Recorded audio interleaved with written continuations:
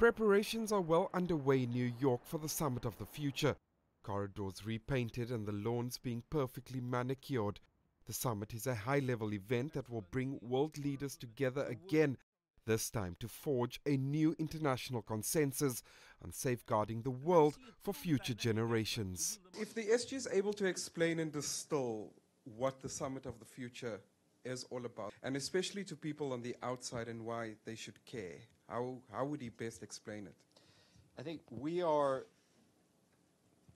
living at a time where there is no greater need for highly functioning, just and fair international institutions because of the problems that we face today, whether it's climate, whether it's pandemics, no border.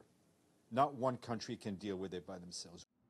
According to the UN, the Agenda 2030 and the Sustainable Development Goals are woefully off track, effectively creating new challenges. Extreme poverty is on the rise, global emissions are at the highest levels in human history, and there are raging conflicts around the world.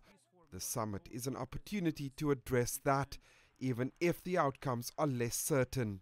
The summit on things like AI, on future generations and youth, which I think it's going to actually have some quite significant substantive impacts on, because those are kind of newer and emerging challenges that people are beginning to develop UN policy on issues of international peace and security. I think this is, we've been in such a point of global distrust and a lack of cooperation and coordination between our global powers.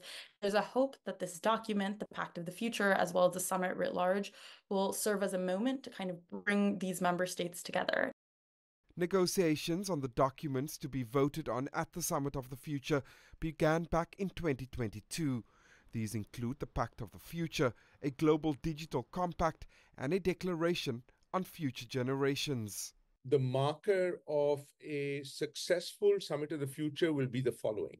Number one, that there is a successfully negotiated Pact for the Future, declaration on including declaration on future generations and the Global Digital Compact. Number two, that there is a very significant representation from the P5 and other member states at the Summit of the Future.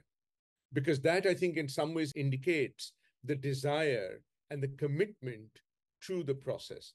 And number three, that there is a very clear follow-on process to how, in fact, many elements of the Pact for the Future and the Global Digital Compact and others are actually going to be implemented. There are several key pillars that are expected from this very important summit here in New York.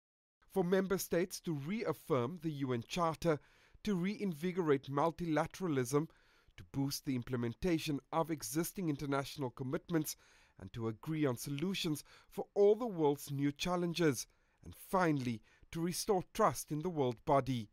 And while many remain pessimistic about the Summit of the Future and whether or not these goals will just remain words on paper, UN officials are adamant that this is what the world needs now, an inflection point perhaps to reset the past and chart a new way forward.